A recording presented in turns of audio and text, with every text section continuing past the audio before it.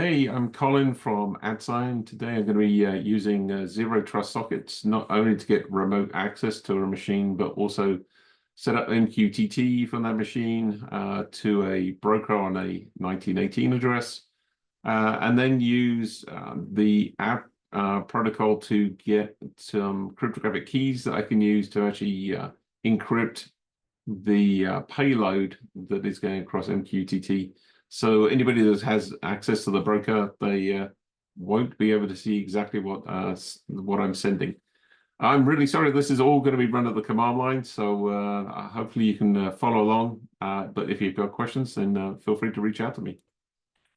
So let me just get rid of all this PowerPoint and go into the command line. So on the right-hand side, this is my machine locally, serverland. On the left-hand side is serverland. On the right-hand side is Kali, another machine. This is where the broker's running, and we at the moment are both on the same network. So I can see the same network, which is that's no challenge.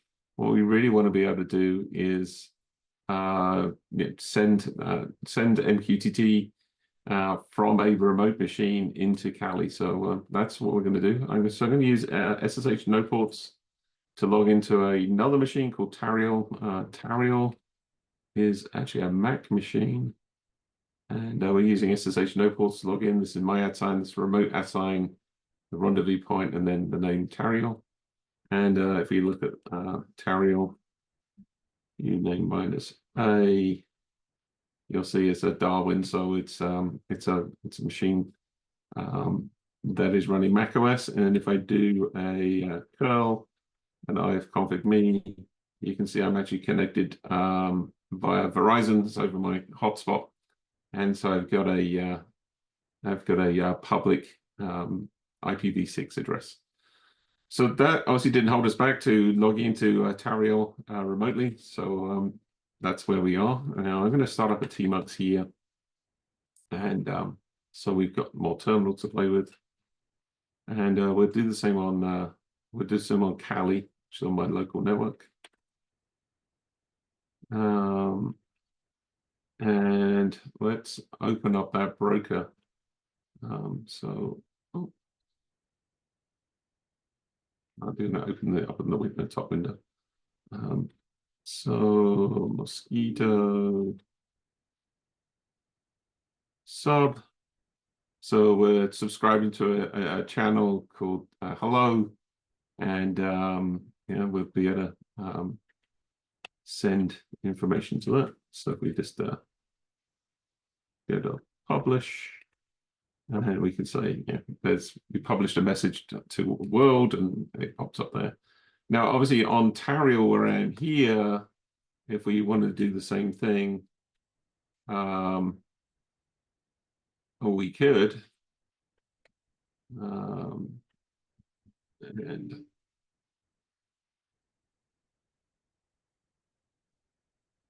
and we could do that, but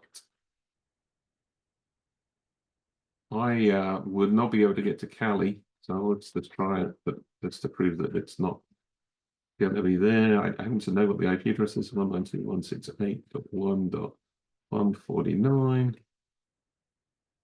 And that's going to fail. Now, why is that failing? Well, that's because this Tally machine cannot see, or the Tariel machine cannot see the Kali machine, so it's not going to be able to speak to the broker, and it's just not going to work. So we have a way of getting that connection up using something called NPT.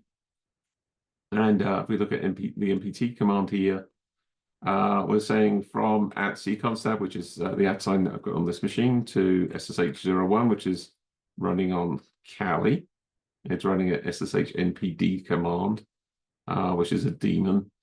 And we're saying we want to speak to Kali here by this rendezvous point, and we're going to say localhost 1883, which is MQTT, and we want to speak to the remote port 1883, which is on Kali, and the rest of things are timeouts and keep alive. So this will try and keep itself alive, but it will bind to 1883 locally. So you can see it's going to make that connection, and once it's made that connection, we have a connection from localhost on Tariel to localhost on Kali, and it's going to speak directly to the MQTT daemon. So if I send a message to localhost, it will actually go down this tunnel and then pop out the other side. There we go. We got the yes indeed. Let's say yes indeed number 7. Let's prove it really is that. So that's making MQTT go from Tariel into this zero trust socket that goes all the way down to Kali, pops up on localhost, and then it's pumped into the MQTT daemon. What it's also doing is encrypting that data. So if you're using MQTT, just like I am, just plain out the box, you have no encryption, there's no SSL, there's none of that stuff. Again, don't need to worry about that because the zero trust socket has encrypted that data, and it's obviously doing authentication. Without the right keys, this MQTT wouldn't come up and running. So that's pretty cool. But whoever's running this broker on the Kali machine will be able to see these messages. If they got into the broker, they could see these messages, and they'd obviously be able to see all those messages I'm sending. So what I'd like to be able to do is encrypt that data with AES or something. The trouble with AES is both sides, both Kali and Tariel, need to know what the encryption keys are. And that actually poses a bit of difficulty. How do you get the encryption keys from one place to the other? But fortunately, Atsign provides you a way of getting those keys.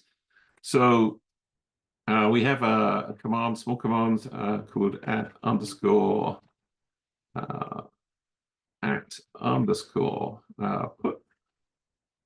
And with that _put, you can put a password that will pop out at the other end to be ready to pick up. So I can say, this is my password. Let's just for fun send that. And it's connected, and it would have sent that password. Now on the Tariel machine, I want to be able to pick up that password. So this is end-to-end encrypted. And I can use the @_get command, and I can pick up that password and pass it into a file. And we will do that. And if I cat the password file, then there's the password. And if I want to change the password, let's change it to put an A on the end of it. Why not? And once that's been sent, then I can pick it up, run the same command again.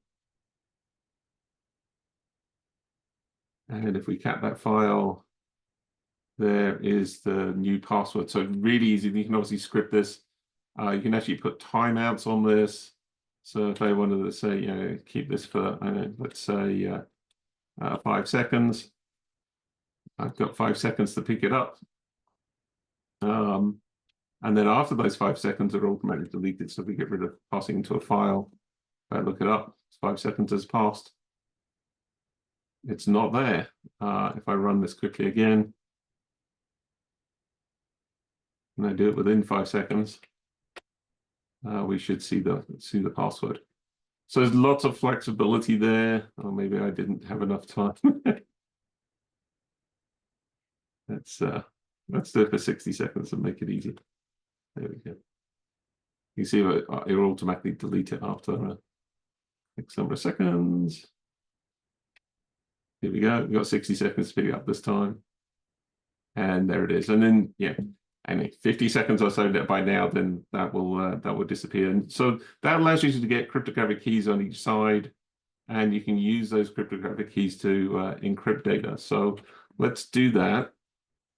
And we use AES pipe to send messages. So the a little bit more complicated command, but essentially it's going to do a Mosquito publish, but it's going to echo the message number plus a count, and increment the count down here into AES pipe, and we use the -P to pick up that password file and encrypt it with AES, and then pipe it into base 64 so we can see it the other end with that. Obviously, MQTT will take the binary data, but it's nice if we base 64 it. So let's run that now.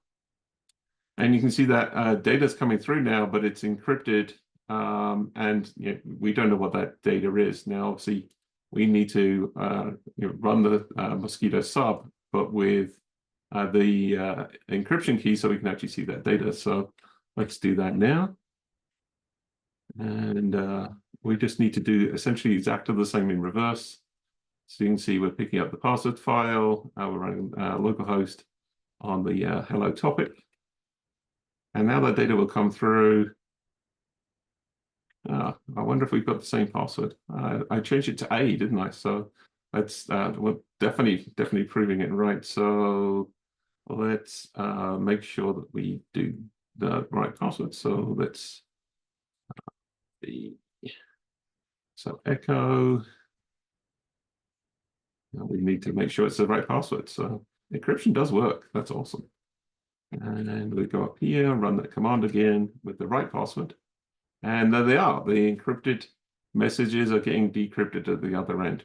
Obviously, that's only possible if you've got the encryption key both ways. And my mistake there showed that you have to have the encryption keys the same at both ends. And what Atsign allows you to do with the @get and @put commands allows you to get those keys out there really easily and making sure they're in good, safe hands. That's it. Hopefully that was useful. I'd say if you got any questions, I'm at Colin, and I'm available on my email, colin@atsign.com. Thanks for listening.